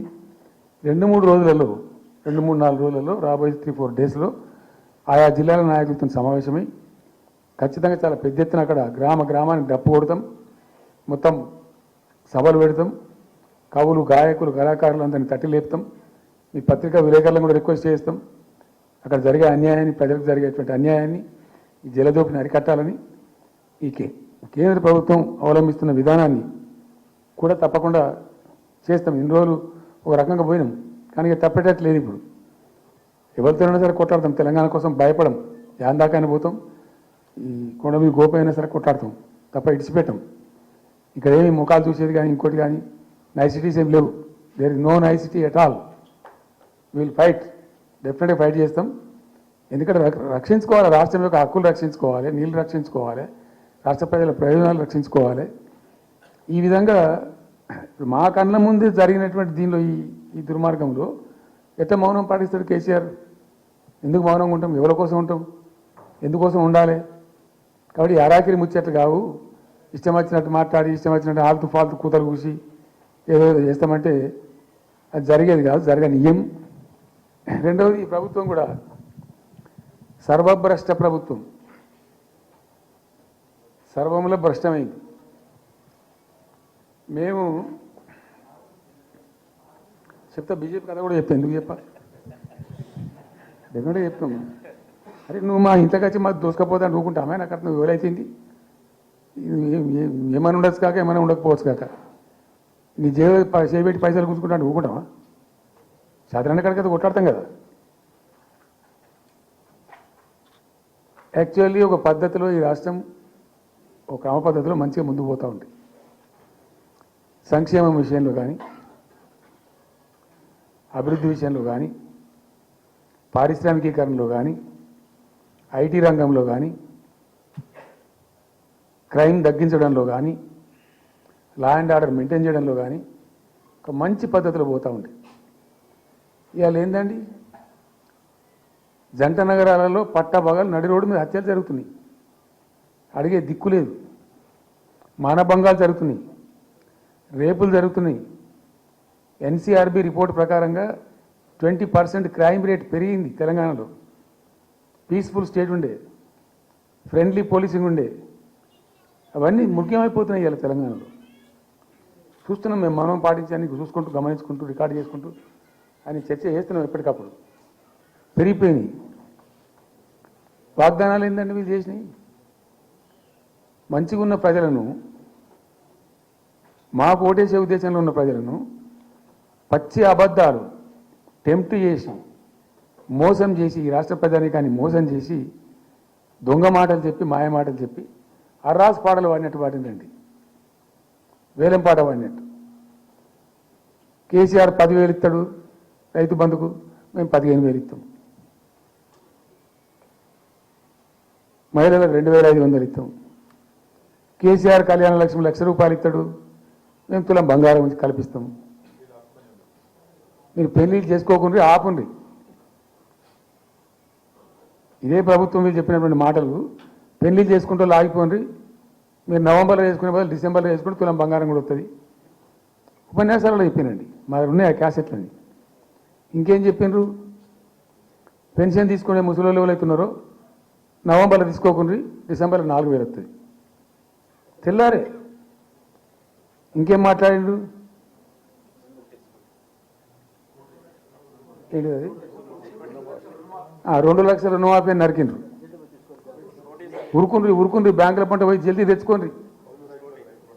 ఇది ఒక్కటి కాదు, అట్లా అర్రాస్ పడవాడినట్టే. చివరికి విద్యార్థులకు, పాపం పేద విద్యార్థులకు ఇండియా ఒక స్కూటీలు కాదా బాబు, చాలా ఉన్నాయి. శాంతాడంత లిస్ట్ 420 హామీలని చాలా ఉన్నాయి. నేను కొన్ని హైలైట్ చేసి చెప్తున్నాను. టెంప్ట్ చేయడంలో, ఫర్ ఎగ్జాంపుల్ ఇప్పుడు ఇండియా మొత్తంలో ఎక్కడ ఇయ్యరండి. మేము మొత్తం కూడా 100% సమ్మిళితమైన అభివృద్ధితో మేము ముందుకు పోయినాం. ఇట్లా ఏకపక్షంగా ఏకోన్ముఖంగా పోలే. మేము ఆల్ ఫ్రంట్స్ కవర్ చేయాలని చూసినాం. పేద పిల్లలు ఉంటారు, వాళ్ళకి పాపం విదేశీ విద్య లేక సీట్ వస్తుంది, చదువుకోవాలని ఆశపడతారు, పోలేదు. వ్యక్తిగతంగా మమ్మల్ని అంటే మేము పార్టీగతంగానో వ్యక్తిగతంగానో చేసేది కొంతమేర. పాలసీగానే ఎందుకు చేయకూడదని చెప్పి ఆలోచించి 20 లక్షల రూపాయలు ఇచ్చింది. ఎస్సీ ఎస్టీ పిల్లలు పోతే వాళ్ళకి అంబేద్కర్ పేరు అని పెట్టినాం. బీసీ అమ్మాయిలు పోతే వాళ్ళకు జ్యోతిబా పూలే అని పేరు పెట్టినాం. రకరకాలుగా మొత్తం మీద వాళ్ళకి 20 లక్షల రూపాయలు ఇచ్చినాం. అంటే ఎట్లాంటి ఇష్టం వచ్చినట్టు అది కూడా పెంచుతాం. కేసీఆర్ 10 లక్షలు ఇస్తే మేము 12 లక్షలు ఇస్తాం. దళిత బంధు ఇటు ఇన్నండి ఇష్టం వచ్చిన అంటే నోటికి మొక్కాలిగా అది కూడా 100 రోజుల లోపలనే ఇస్తాం. ఆ కార్డులు వంచుడు సంతకాలు పెట్టి బాండు సంతకాలని ఇంటింటి కార్డులు వంచి మొత్తం చెడగోపం పెట్టారు. దిక్కుమాలిన దరిద్రం అంతా నెత్తిన పెట్టి కంప్లీట్ ప్రజలను టెంప్ట్ చేసి ఇలా వడ్లు కొంటలేరండి. సన్నాలు మొత్తం బట్టలు ప్రతి ధాన్యానికి లిస్టు పెద్ద లిస్టు శాంతాడంత లిస్టు. ఇక కందులకింత, మినుములకింత, పసుపుకింత, పప్పుకింత, మొక్కజొన్నకింత, అన్నిటికీ 500 బోనస్. అన్నిటికీ ఏమి దేనికి దిక్కు లేదు. పత్తి కొనే దిక్కు లేదు, వడ్లు కొనే దిక్కు లేదు. ప్రైవేట్గా అమ్ముకుంటారు, దోపిడికి గురి అమ్ముకుంటారు. పాపం ఏడ్చుకుంటూ కన్నీళ్ళు కుక్కుంటారు. చివరికి వస్తే యూరియా సప్లై చేసే తెలివితేటలు లేవానండి. మా గవర్నమెంట్ ఉన్నప్పుడు రైతులు గ్రామాలలో ఒక ఆటో రిక్షాను డబ్బులు ఇచ్చి 10 బస్తాలు తెచ్చి బాబు అంటే తెచ్చి ఇలా పడేసిపోతుండే వాడు పొలం కాడ.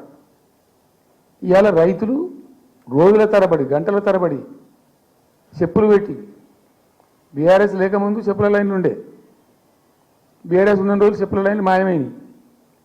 మళ్ళీ ఇప్పుడు కాంగ్రెస్ రాగానే మళ్ళీ ఇప్పుడు చెప్పుల లైన్లు స్టార్ట్ అయిపోయినాయి వరుస పెట్టి. మళ్ళీ ఇప్పుడు ఏందో యాపో బోపో తెచ్చిండ్రు, అది ఒత్తితే నడచలేదు, పిక్కలేదు. అది ఏ ఎరువు బస్తాకు యాప్ ఎందుకైనా నాకు అర్థం కాదు. ఇంకా ఆ యాప్లో కూడా నేను నాకు పూర్తిగా తెలియలేదు. నేను రాత్రి కూడా చెప్పే ఆ యాప్లో ఏముంటుందట. ఇప్పుడు నేను నాకు పట్టుందా, అది ఎన్ని మాటలు ఇస్తారట. సపోజ్ నాకు 3 ఎకరాలు ఉంది. 3 ఎకరాలు ఉంటే ఎకరానికి 2 బస్తాలు చొప్పున 3 సార్లు ఇస్తారట. అది అంటే 3 సార్లు పోవాలి. ఇక యాడికి పోవాలో నాకే తెలియదు. మొట్టమొదట యాపే దొరకదు కాలబెట్టి. అది ఏదైనా చదువుకున్న పూరాన్ని పెట్టుకొని విని పట్టుకొని తిప్పలు పడదామంటే కూడా ఆ యాప్ ఒత్తితే ఏం కనబడుతుందట. యాప్ ఒత్తితే ఏం కనబడుతుందట. ఏ గోదాంలో ఎరువులనే చెప్తారట. అంటే ఇలా గజ్వేల్లో చెప్తారు, రేపు సిద్దిపేటలో చెప్తారు, ఎల్లుండి సిరిసిల్లలో చెప్తారు. ఏ గోదాం ఎటు పోవాలి. ఇంతకన్నా జోక్ ఉంటుందా. రైతులకు మండల కేంద్రంలో ఎరువుల దుకాణం ఉంటుంది, తప్పితే వాళ్ళ తాలూకా కేంద్రంలో ఉంటుంది ఎక్కువ. అది సాగుకాడు ఉంటాడు, ఇచ్చేటోడు ఉంటాడు, అప్పిచ్చేటోడు ఉంటాడు. మనం బాగా విస్తరించామమ్మా. నేను ఏమంటున్నాను, 7,100 కొనుగోలు కేంద్రాలు పెట్టినాం కదా, వాళ్ళ ఊర్లో పోయి కొన్నాం కదా. ధాన్యం నెత్తిన పెట్టుకొని వాళ్ళ అంగడికి వచ్చి ఈ మార్కెట్ పనులు తిరుగుడే బంద్ చేసినాం కదా. అసలు రైతు సెంట్రిక్గానే మన పరిపాలన ఉండే కదా కంప్లీట్గా. ఆయన మొత్తం సాప్ పట్టేసారు. ఇప్పుడు అరాసపాడలు వాడి 2 సార్లు రైతు బంధు కొట్టిండ్రు. పెన్షన్ 4,000 ఇస్తామని 2 నెలల పెన్షన్ కొట్టిండ్రు. చాలా భయంకరమైనటువంటి పరిస్థితి తీసుకొచ్చిండ్రు రాష్ట్రంలో. ఇంత దిక్కుమాలిన కథ. నిరుద్యోగ భృతి ఇస్తాము, ఇవాళ మొక్కాల ఎన్ని అసలు హామీలు. నిరుద్యోగ భృతి ఇస్తాము, తోక ఇస్తాము, నోటిఫికేషన్లు ఇస్తాము, జాబ్ క్యాలెండర్లు ఇస్తాము, విద్యా భరోసా కార్డు. ఇక వాడు చూసి అడ్డం పడి ఆయన ఓటేసారు జనం. జరిగింది ఏంది, టెంప్ట్ అయిపోయారు.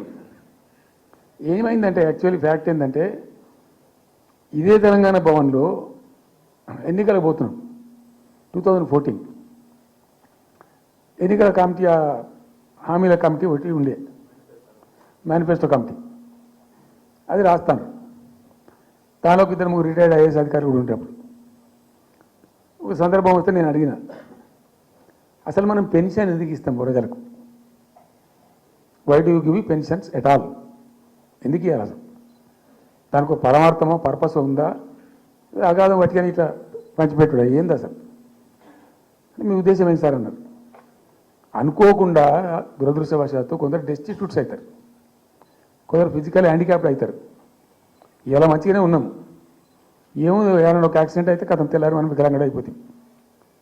కదలలేని పరిస్థితికి వచ్చేస్తాం. రకరకాలు ఉంటాయి. వృద్ధాప్యం వస్తే పాపం వాళ్ళ పిల్లలు చూసి చూడకపోయి కొంతమంది పట్టించుకొని లేని వాళ్ళు ఉంటారు. అట్లాంటి వాళ్ళకు, అనాథలకు, ఆర్ఫన్స్కు, డెస్టిట్యూట్స్కు, విధివంచితులకు ఇచ్చేది పెన్షన్. అది ఎందుకు? అది ఒక పరమార్థం ఉండాలి.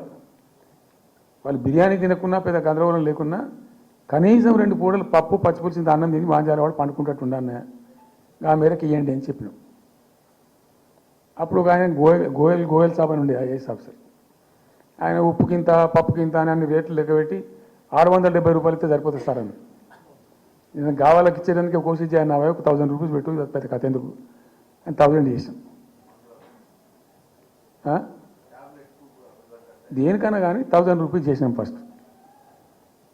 సెకండ్ టర్మ్ నేను ప్రకటించాను, మళ్ళీ మేము గెలిపించుకొని ఈసారి గెలిస్తే వెంటనే 2000 రూపీస్ చేస్తామని చెప్పాను. మొదలు 1000 అన్న కూడా అడగలే, మా అంతటా మేమే సుమోటోగా మాట్లాడి చెప్పి డే 1 గవర్నమెంట్ ఇచ్చిన ఫస్ట్ క్యాబినెట్ని డిసైడ్ చేసి 1000 రూపీస్ పెట్టాం. 200 to 1000, 1000 to 2000 also first మంత్ని. Second టర్మ్లో మా గవర్నమెంట్ వస్తే ఫస్ట్ మంతే, ఏ మంత్లో గవర్నమెంట్ వచ్చినా అదే మంత్లో 2000 రూపీస్ చేసినాం, జనానికి అందించినాం. జనం కూడా ఏమనుకున్నారు, కేసీఆర్ 2 అన్నప్పుడు 4 అన్నట్టుగా ఇస్తాడు కావచ్చు, టెంప్ట్ అవుతారు బాబు, సహజంగా పేదవాళ్ళు కదా, లేని వాళ్ళు కాబట్టి. మనది కాదు సబ్జెక్ట్, అది కాదు కదా. ఈయన 2 ఇచ్చింది కదా, 200 2000 చేసిండు, ఈడు తప్ప 4000 చేస్తాడేమో అనే ఆశలో మా కోటేసే ఉద్దేశం ఉన్న ప్రజలు కూడా ఈ మాయల పడి పాపం టెంప్ట్ అయిపోయి గోల్మాల్ అయిపోయి ఓట్లు వేసినారు. ఇలా తలలు బాదుకుంటున్నారు, తిడుతున్నారు, భయంకరమైన తిడుతున్నారు. నిన్న నేను హైదరాబాద్ వస్తున్నాను, నిన్న నేను ఫామ్ నుంచి బయలుదేరి వస్తుంటే ఒక 10 చోట్ల ప్రామిస్ చెప్తున్నాను. 10 ప్లేసెస్లో పక్క పంట వచ్చుకోగానే కార్లో కూర్చున్న 2 స్టీరింగ్ ఇచ్చి పెట్టి 2 చేతులు మీదకి పెట్టిండు. బాస్ మళ్ళీ మనం జల్దీ రావాలి, మనమే వస్తున్నాం, నెక్స్ట్ మనమే అని దుంకుతున్నాడు. ఆ మోటార్ పైసలు ఇస్తుండు, వాడు పక్కన డుర్రమన్న పక్కన వచ్చి నెక్స్ట్ మనమే సార్ చేతులు నక్కడికి పోతుండ్రు. హైదరాబాద్ సిటీలో అనేక ప్లేసెస్లో కనీసం ఒక 10-12 ప్లేసెస్లో అట్లా చెప్తున్నారు జనం. అది దేనికి సంకేతం? మీ మీద ప్రజలు విశ్వాసం కోల్పోతున్నారు రోజు రోజుకు, మీ చర్యల వల్ల, మీ పిచ్చి పనుల వల్ల. ఇంకోటి ఏంది, మీరు చేసే చర్యలు ఎట్లున్నాయి? మొత్తం రియల్ ఎస్టేట్ బ్రోకర్ దందానేనా? ఫార్మాసిటీ ఎందుకు వచ్చిందండి? ఫార్మాసిటీ మా ప్రభుత్వం ఎందుకు వచ్చింది pharma city? Why did we bring pharma city at all? అనుకోకుండా కొన్ని ప్రాంతాలకు, కొన్ని రాష్ట్రాలకు కొన్ని సందర్భాలు కలిసి వస్తాయి. భారత ప్రభుత్వం ఆనాడు ఉన్నటువంటి నెహ్రూ గారి ప్రభుత్వంలో ఈ పిలకు వ్యాధి, కలరా వ్యాధి వ్యాపించి ప్రజలు ఇబ్బడిగా చచ్చిపోయేది. ఎట్లా అంటే దీనికి ప్రాపర్ మెడికేర్ లేదు, ఎక్కడికక్కడ లోకలైజ్డ్ ప్రొడక్షన్స్ ఉండాలని చెప్పి ఐడిపిఎల్స్ అని పెట్టిండ్రు, కొన్ని కీలక రాష్ట్రాలలో పెట్టిండ్రు. అందులో మన అదృష్టంలో ఆ టైంలో హైదరాబాద్ కూడా ఐడిపిఎల్ వచ్చింది. ఐడిపిఎల్ యొక్క పుణ్యమా అని దాంట్లో నుంచి కొంతమంది నేర్చుకొని బయటకు వచ్చి, డాక్టర్ అంజిరెడ్డి కూడా ఐడిపిఎల్ ఎంప్లాయ్, బయటకు వచ్చి వాళ్ళు స్వయంగా పెట్టి చాలా విస్తరించారు, చాలా అంటే చాలా విస్తరించారు. ఆయన దగ్గర అంజిరెడ్డి దగ్గర పనిచేసిన కూడా బయటకు వచ్చి వాళ్ళు పెట్టుకొని వాళ్ళు విస్తరించారు. ఇట్లా ఏమైపోయింది, Hyderabad has become a medical hub, pharma hub.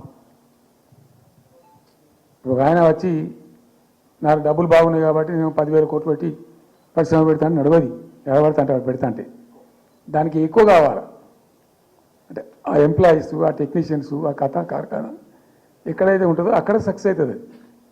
అట్లా ఏమైంది, ఫార్మా యొక్క ఎక్కువ బిల్డ్ అయింది హైదరాబాద్లో.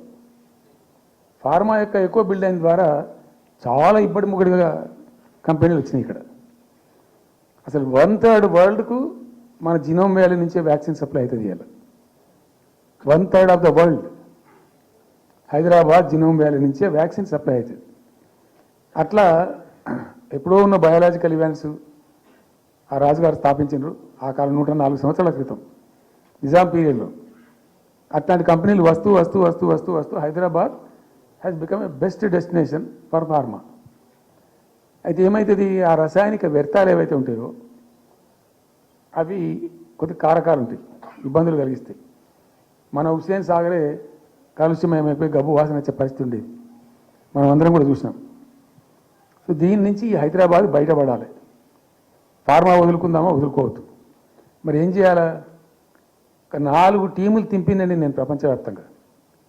ఐఏఎస్ అధికారుల బృందాలు, శాంతికుమార్ గారు అని చెప్పి ఆమె చీఫ్ సెక్రటరీ కూడా రిటైర్ అయింది, ఆమె అప్పుడు హెల్త్ సెక్రటరీగా ఉండే కొంతకాలం.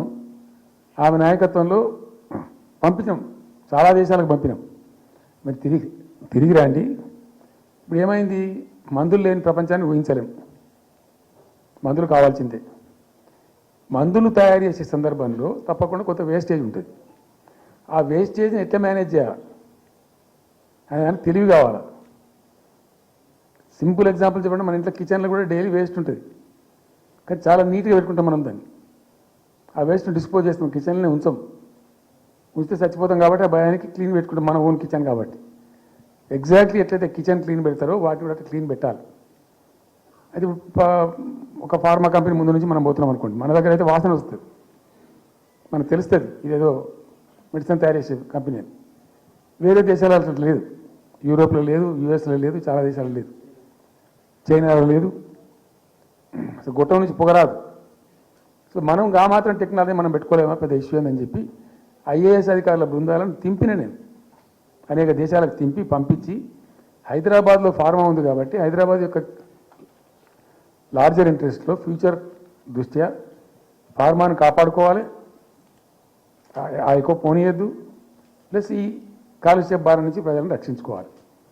ఎట్లా అంటే జెడ్ఎల్బి అని వచ్చింది, జీరో లిక్విడ్ బేస్ అని.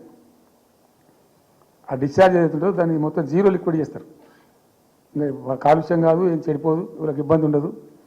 అది ఇంటర్నేషనల్ లెవెల్లో సక్సెస్ఫుల్గా ఉంది, సక్సెస్ఫుల్గా జరుగుతుంది. అమెరికాలో ఉన్నాయి చాలా కంపెనీలు, యూరోప్లో ఉన్నాయి, ఇంకా చాలా చోట్ల ఉన్నాయి. అవసరం, ప్రతి దేశానికి అవసరమే. అయితే మనం ఆ సిస్టమ్ పెట్టుకోవచ్చు కదా అని చెప్పి ఒక ఫార్మా యూనివర్సిటీ కూడా పెడదాం దానిలో అని చెప్పి ఫార్మా ఇండస్ట్రీ తెచ్చినాం. 2 హెలికాప్టర్లు తీసుకొని ఆ ఫార్మా బిజినెస్ మెన్ ఎవరైతే ఉంటారో వాళ్ళని నేనే స్వయంగా పెట్టుకుని పోయి ఆ ముచ్చర్ల అక్కడికి పోయి తీసుకుపోయి చూపించి ఈ ప్లేస్ బాగుంటుంది కదా అంటే బాగుంటుందని చెప్తే దాన్ని ఫైనల్ చేసి చాలా కష్టపడి 5-6 సంవత్సరాలు పర్సూ చేసి రైతాంగంతో ఘర్షణ పడకుండా ఒక 20,000 ఎకరాలు పెట్టుకొని చేస్తే 14,000 ఎకరాల పైచీలకు వరకు 14,000 నెట్ వచ్చింది ప్రభుత్వానికి. 14,000 acres already acquired by government. చాలా ఎంఓయూలు జరిగినాయి, అన్ని జరిగినాయి, మన లోకల్ వాళ్ళు రెడీ ఉండి. అయితే పర్టికులర్లీ జీడిమెట్ల, చెర్లపల్లి వీళ్ళు ఏమన్నారంటే, సార్ మాకు ఆల్టర్నేటివ్ స్థలం మంచిగా ఇస్తే మేము అక్కడికి వెళ్ళిపోతాం, ఈ బాధ మాకెందుకు, ప్రజలతో కూడా ఈ బదనాం ఎందుకు, ఆడ పెట్టుకుంటాం. పెట్టి కామన్ అఫ్లుయెంట్ ప్లాంట్స్ పెట్టి ఒక ఐఏఎస్ అధికారిని పెట్టి దాన్ని ప్రభుత్వ నిఘాలోనే ఈ రసాయనాలు వ్యర్థాలను ఇష్టం వచ్చినట్టు ఎటుపడితే పంపకుండా ఆ నియంత్రణలో జరగాలని చెప్పి పెట్టుకున్నది ఫార్మాసిటీ. దానికి ఎన్వైరాన్మెంటల్ క్లియరెన్స్ కూడా వచ్చింది, కేంద్ర ప్రభుత్వాన్ని ఒప్పించి ఎన్వైరాన్మెంటల్ క్లియరెన్స్ తెచ్చినాం.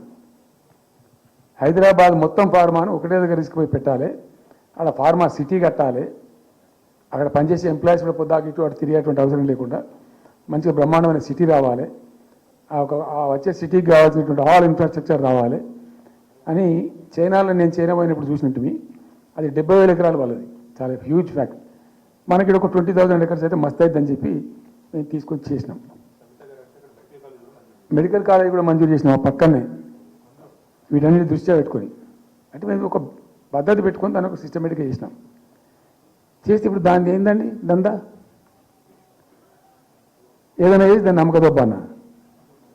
ఏం జరుగుతుంది రాష్ట్రంలో?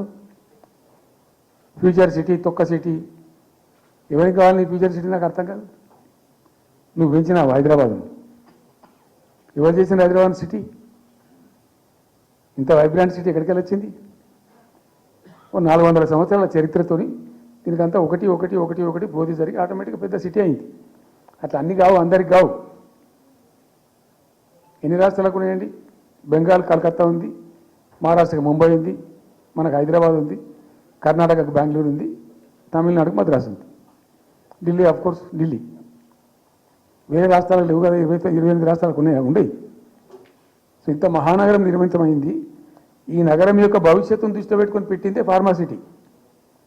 ఈ సిటీ మొత్తం గబ్బులు వేసిపోవాలి, ఇక్కడ ఉన్న దాంతో నువ్వు తీసుకుపోయాలి ఫ్యూచర్ సిటీ, తోక సిటీ. ఏందన్నట్టు ఇది? అన్ని దిక్కుమాలిన పాలసీలు, రియల్ ఎస్టేట్ బ్రోకర్ దందా తప్పితే ఇంకోటి లేదు. అన్నీ కనబడతాయి మనకు. మీరు పరిశీలనగా చూస్తే, పూర్తిగా చూస్తే అసలు చాలా గందరగోళం. గురుకుల పాఠశాల విద్యార్థులు చచ్చిపోతారండి, ఇప్పటికి 120 మంది విద్యార్థులు చచ్చిపోయింది. గంత నియంత్రణ లేదా, గంత తెలివి లేదా? ఒక గట్టి అధికారం పెట్టి గట్టి చర్య తీసుకోరాదా? నువ్వు ఏం రోజు చేస్తాము, నీ ఫ్యూచర్ సిటీతో ఒక సిటీ ఈ పోరగాళ్ళని చేస్తారు. తర్వాత ఫార్మా సిటీలో ఆ ల్యాండ్ అక్వైర్ చేసినప్పుడు కండిషన్ ఏంటంటే ఓన్లీ ఫార్మా సిటీకి మాత్రమే వాడతాము. Conditional land acquisition. హైకోర్టులో కేసు ఉంది. హైకోర్టులో ఈ ప్రభుత్వం ఏం చెప్తుంది? రేళ్ళే ఫార్మా సిటీ ఉంటుంది. మరి ఆడ 3,000 ఎకరాల్లో వాడేవాడు అంబాయినా సల్మాన్ ఖాన్ వంతారను బొంతారను పెడతారు. ఈ జూ పార్క్ కొంచెం ఆడబెడతారట. ఎందుకు జూ పార్క్ అమ్మకతో పెట్టానుక? ఏం జరుగుతుంది ఈ రాష్ట్రంలో అసలు? నేను ఇటువంటి చిల్లర పనులు చేయలేదే మేము ఉన్నప్పుడు. ఇంత దుర్మార్గమైన కార్యక్రమాలు చేయలేదే. ఇది ఎక్కడ దిక్కుమాలిన దందా? ఏం జరుగుతుంది అసలు? ఏం చేయదలుచుకున్నారు ఈ రాష్ట్రాన్ని? ఇదేం పోతున్నా? సో ఇట్లా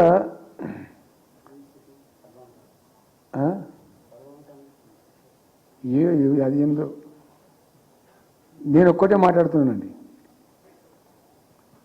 బిజినెస్ మీట్ పెడతాం, ఎంఓయూలు చేసుకుంటాం. ఏ ప్రభుత్వం చేయాల్సింది. అడ్డగోలు జమాబందీ దానికి లెక్కలేని కథ అంటే ఏందన్నట్టు. ఒక హైప్ క్రియేట్ చేసుడు, దీనికి ఆచుడు, దీనికి గురువు చంద్రబాబు నాయుడు. ఇప్పుడు చంద్రబాబు నాయుడు చెప్పిన లెక్కల బిజినెస్ వచ్చేది ఉంటే, ఎంఓయూలు సక్సెస్ అయ్యేది ఉంటే ఆంధ్రప్రదేశ్లో ఈ పాటికి 20 లక్షల కోట్లు వచ్చి ఉండాలి. ఆయన ఫస్ట్ టైం అలా సీఎం ఉన్నప్పుడు ఆ ఊళ్ళో పెట్టే కదా వైజాగ్లో, అమరావతి కాదు వైజాగ్లో పెట్టిండు. వైజాగ్లో ఎవరు వెళ్ళి ఎంఓయూలు చేసిన వాళ్ళంటే వంట మనుషులు అని చెప్పిండు. ఆ స్టార్ హోటల్లో బయట వంట మనుషులు వాడు ఎవడ సప్లై చేసేటోళ్ళు వాడు వచ్చి కూర్చోపోయి సంతకం పెట్టి పెట్టిండు వాడు పాపం. అవునా అండి, పాపులర్ అయింది అది. ఇప్పుడు మరి ఎక్కడ ఆ పెట్టుబడులన్నీ ఎక్కడ చెప్పండి? ఆఖరికి 10,000 కోట్లు అన్న రావాలి. 15 లక్షల కోట్లు, 6 లక్షల కోట్లు, 8 లక్షల కోట్లు.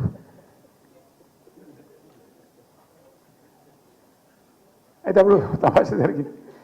ఈ భోపాల్ ముఖ్యమంత్రి, అప్పుడు నేను ముఖ్యమంత్రి నుండి భోపాల్ ఆయన పేరు శివరాజ్ సింగ్ చౌహాన్, ఆయన సీఎం ఉండే. ఆయన ఆ ప్లానింగ్ అదే ఇప్పుడు నీతి ఆయోగ్ ఉంది కదా, దానిలో సబ్ కమిటీకి ఆయన చైర్మన్.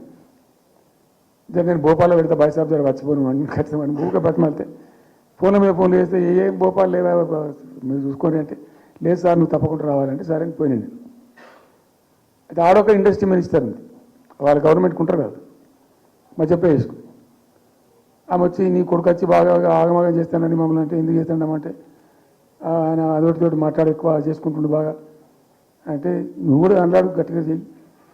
ఆమె వసుంధర రాజే చెల్లెలు, ఆమె పేరు యశోధర రాజే అన్నది. అంటే అంతకుముందు ఒక కొద్ది రోజుల ముందే నేను భోపాల్ పోవడానికి ఒక దాదాపు 2-3 మంత్స్ బిఫోరే మోడీ గారు వచ్చిండు. అక్కడ వచ్చి 14 లక్షల కోట్లకు ఎంఓయూ చేసి పడేసింది ఇది మధ్యప్రదేశ్ గవర్నమెంట్. ఏంటి మొన్న 14 లక్షల కోసం చేసింది కాదమ్మా, మీకు నాకు అర్థం కాదు, నీకేం రాలేదంటావు నువ్వు. ప్రధానమంత్రి మీకు సపోర్ట్ ఉండే, మీకు పార్టీ మీకు మంచిగా నీకు ఇంత లాభం ఉంది అంటే, ఓ సో బోగసాయి సాబా ఆమె నాతో తామే చెప్తున్నా. నేను ఐ వాజ్ షాక్డ్. అది వచ్చేదా పోయేస్తానంత వాటిగా గ్యాసు అంటే, ఈ గ్యాసులు ఎవరిని మోసం చేయడానికి ఇంత మంచి ఇస్తారా ప్రజలను? నికరంగా వస్తే పెట్టుబడులు రావాలి కదా, కనబడతాయి కదా. ఆ పెట్టుబడులు వస్తే లాభాలు జరుగుతాయి, ఉద్యోగాలు వస్తాయి, ఫ్యాక్టరీలు వస్తాయి, అడిషనల్ ఇన్కమ్ జనరేట్ అవుతుంది, స్టేట్ గవర్నమెంట్కి జిఎస్టీ పెరుగుతుంది. ఏమి లేదు, బట్టిదే గ్యాస్. మొన్న వీలైతే చెప్పి 5 లక్షల, నువ్వు కొంచెం తగ్గించి చెప్తున్నావు. నేను పేపర్లో చూసింది 575.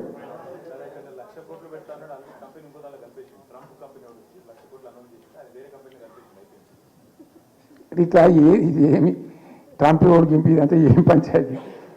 ఇట్లా ఇట్లా ఈ ఈ మోసాలు చేసి ప్రజలను ఎంతకాలం పంచిస్తారు? రియల్గా కాంక్రీట్ టర్మ్స్లో రియల్గా రావాలి, కృషి చేస్తే నిజంగా తండ్రాడాలి. మా గవర్నమెంట్ వచ్చిన నాడు హైదరాబాద్ నుంచి సాఫ్ట్వేర్ ఎక్స్పోర్ట్స్ 57,000 కోట్లు ఉండేనండి. మేము దాన్ని 2,47,000 దాకా తీసుకుపోయినాం. స్టెప్ అప్ చేసుకుంటూ వాటిని నరికితే గాలిలో మాటలు చెప్తే వస్తాయా? మేము బిజినెస్ మీట్లు పెట్టలే, కాంక్లేవ్లు పెట్టలే, ఏం లేదు, పరదాలు కట్టలే. బెస్ట్ పాలసీ చేస్తే ఆటోమేటిక్గా అట్రాక్ట్ అయి వస్తారు. నేను చెప్పిన అప్పుడు ఒక ఆయన ఉండే, పాప ఆయన చీఫ్ సెక్రటరీ కూడా రిటైర్ అయ్యిండు, ఆయన పేరే ఉండే మాధవరావు వాళ్ళు, ప్రదీప్ చంద్రకు చెప్తే ఆయన పాలసీ తయారు చేయమని చెప్తే తెప్పించండు. పాపం చాలా దేశాలకు తెప్పించండు. ఒక 50 సార్లు రిజెక్ట్ చేసిండు. ఇట్లా కాదు, నాకు కాంక్రీట్ కావాలి, ఇంకా మంచి కావాలి చెప్పి చాలా కష్టపడి చేసిండు. I must appreciate him. The best policy was brought in. తెచ్చిన తర్వాత కూడా ఎట్లుంటుందంటే, ఒక కంపెనీ వాడు వచ్చిండు, ఫాక్స్కాన్, ఆ మహారాష్ట్రలో కొట్టుకుపోయింది. ఫాక్స్కాన్ అనే కంపెనీ చాలా పెద్ద కంపెనీ వాస్తవానికి. ఇదేవి తయారు చేస్తారు, సెల్ ఫోన్లు, ఇవన్నీ ఎలక్ట్రానిక్స్లో చాలామంది ఉమెన్కి ఎంప్లాయ్మెంట్ దొరుకుతుంది దాంట్లో, 1000 మందికి. సరే వస్తేనే మనకు కూడా లాభం జరుగుతుంది. వాడిని ఎంబడి మస్తు దండాన్ని ఆల్మోస్ట్ వచ్చిండు, 90% వచ్చిండు. మీ పాలసీ బాగుందని అప్రిషియేట్ చేసి అన్ని చేసిండు. యాళ్ళకు వస్తే మహారాష్ట్ర ప్రభుత్వం 3,000 కోట్ల రూపాయలు వానికి నగదు ఇన్సెంటివ్ ఇస్తాను, వాడు కొట్టుకుపోయాడు. 3,000 crores ఎదురిస్తానే నీకు డబ్బులని తీసుకుపోయాడు. అప్పుడు మనకు అంత కెపాసిటీ లేకుంటే, సరే రియల్ ట్రై చేస్తే, కాంపిటీషన్ ఉన్నప్పుడు ట్రై చేస్తే కొన్ని సందర్భాలు జరుగుతాయి, కొన్ని జరిగాయి. ఉన్నట్టు తెలుసు, కట్టండి కదా, నడుస్తుంది కదా, ఫ్యాక్టరీ స్టార్ట్ కూడా అయింది కదా ఆల్రెడీ. సో అట్లా రియల్ ఎఫర్ట్ చేస్తే కొంత జరిగేటువంటి ఆస్కారాలు ఉంటాయి. వెల్స్పన్ కానీ, వరంగల్లో వస్తున్నటువంటి మెగా టెక్స్టైల్ పార్క్లో టైటెక్స్ కానీ, చాలా వాళ్ళు ఎంబడివాడి తనలాడి తిప్పలవాడి అది చేసి పట్టుకొస్తే ఓటి సమకూరుకుంటూ పోతుంటుంది. కానీ వట్టి హైప్ క్రియేట్ చేసి మందిని మోసం చేసి ఎన్ని రోజులు ఇస్తుంది? ఆత్మవంచన, ప్రజావంచన. ఏమైనా వస్తుందిరా బాబు అంటే ఏమి రాదు. ఈ గ్యాస్ల ప్రజలను పెట్టి ఇప్పుడు ఇస్తాన 2,500 దిక్కులేదు మహిళలకు, 1,000,000 మంది మహిళలను కోటీశ్వర్లను చేస్తాం. కాంగ్రెస్ మంత్రులంతా ఒకటే పాట పాడు, ఏమి ఎట్లా చేస్తావా 1,000,000 మంది మహిళలను కోటీశ్వర్లను? నీ దగ్గర ఉంటేనా? ఉన్న రెవెన్యూ పీకింది రాష్ట్రాన్ని, లోపలికి అయిపోయింది. మేము ఉన్నప్పుడు గ్రోత్లో 50% లేదు. అసలు మీకు గ్రోత్ గురించి అవగాహన ఉందా? ఒక్కొక్క రూపాయి కూడబెట్టాలి, ఎట్లా తీసుకుపోవాలి? నేను ముఖ్యమంత్రి అయిన తర్వాత నన్ను ఎంతమంది టెంప్ట్ చేసినా, ఐఏఎస్ ఆఫీసర్లు వాళ్ళు వీళ్ళు, ₹1 రిజిస్ట్రేషన్ ఛార్జ్ పెంచారు నేను 4 ఏళ్ళ దాకా. Not even single rupee. ఉల్టా నేను వాళ్ళని పిలిచి మీకు ఏం కావాలి, రియల్ ఎస్టేట్ బాగా మంచిగా చేసుకుపోవాలి, హై క్లాస్ రావాలి అంటే ఎట్లా, హైదరాబాద్లో కూడా స్కై లైన్ రావాలని చెప్పి 3 ఏళ్ళు తిప్పలవాడనండి నేను, 3 years. ఎందుకంటే స్కై లైన్ రావాలని నోటి మాట అంటే రాదు, దానికి కూడా ఎక్కువ కావాలి. ఆ 50 అంతస్తులు 60 అంతస్తులు మీది పోయి కట్టేటువంటి ఆ క్రేన్ ఆపరేటర్లు, క్రేన్ డ్రైవర్లు, దానికి సంబంధించిన సరంజామా అంత ఉంటుంది. ఆ ఎక్కువ వస్తే ఆ స్కై లైన్ వస్తుంది. ఆ ఎక్కువ తేవడానికి చాలా కష్టపడాల్సి వచ్చింది. ఇప్పుడు ఈ రాజ్భవన్ పక్కనే, గేట్ పక్కన ఒకటి ఉంటుంది చూడండి, కాదు ఒక టవర్ ఉంటుంది ఒకటి. నేను అప్పుడు నేను పోతుంటే ఈ పునాది తీసిండు, మంచి స్పాట్ ఇది, వాటర్ ఫ్రంట్ ఉంటుంది హుసేన్ సాగర్. అతను చెప్పుడే మనం స్కై లైన్లో భాగంగా ఇద్దాము, 50 అంతస్తులకు ఇద్దామని చెప్పి ఆగమంటే ఆయన ఎవరు రాజుగారు ఆగలే, ఆయన గతగా కట్టుకున్నాడు పాపం. It took me 3 years to bring sky line to Hyderabad. మేము ఒక పద్ధతికి పోయినాం, సిస్టమ్ చేసినాం, ఓపికతోని చాలా సిన్సియర్గా మంచి పద్ధతితోని వాళ్ళతో డిస్కస్ చేసుకుంటూ మాట్లాడుకుంటూ ఒక క్రమ పద్ధతిలో పోయినాం. గట్టుంటుంది పద్ధతి. కానీ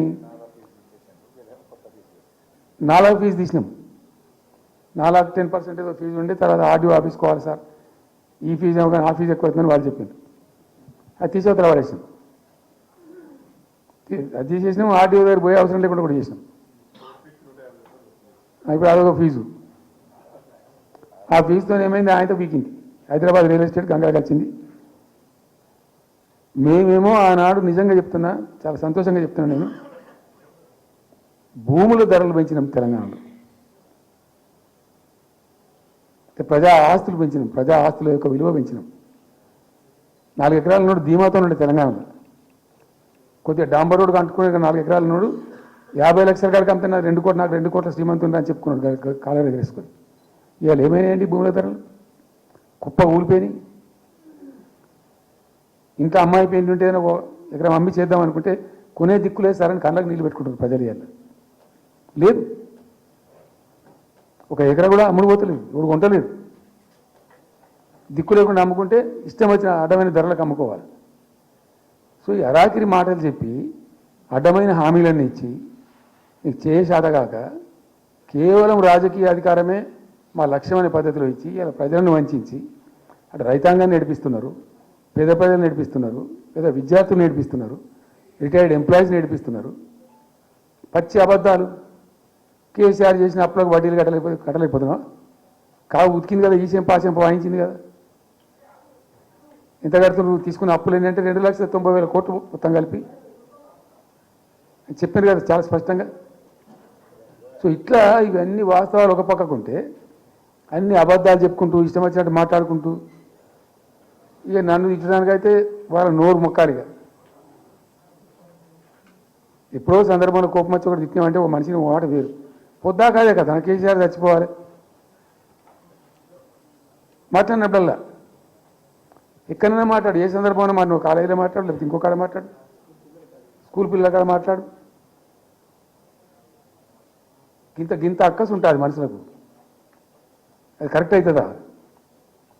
సో ఇష్టం వచ్చిన పద్ధతులు, మాటలు, ఇష్టం వచ్చిన దుర్మార్గ ప్రచారాలు, అన్ని పచ్చి అబద్ధాలు నోరు తెరిస్తే. రియాలిటీ వేరుంది, జరుగుతున్నది వేరున్నది, అన్ని రికార్డ్ అవుతున్నాయి ప్రజల్లో, అన్ని గమనిస్తున్నారు. సో కాబట్టి ఏదేమైనప్పటికీ పాలమూరు రంగారెడ్డి ఎత్తిపోతల పథకం విషయంలో ఎట్టి పరిస్థితుల్లో రాజీ పడం. ఈ ప్రభుత్వాన్ని నిద్రపోనీయం, కేంద్ర ప్రభుత్వాన్ని కూడా నిద్రపోనీయం.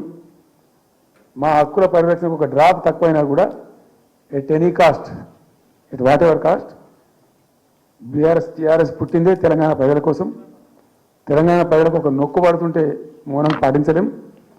మీరు ఏం ఊరుకో ఏం చేసుకో.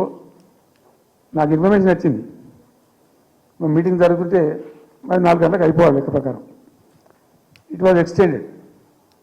5 గంటలకే ఉత్తమ్ కుమార్ రెడ్డి ప్రెస్ మీట్ పెట్టిండు. మీకు కూడా వచ్చి ఉంటుంది ఇన్విటేషన్. ఎందుకు కేసీఆర్ కాగానే మనం ముక్క కోరితే మళ్ళీ రావాలి, మురగాలి. చిట్ చాటు అది కూడా ఎందుకు మొరగడానికి? ఆ మొరుగుకు వ్యాధి ఉంటుంది.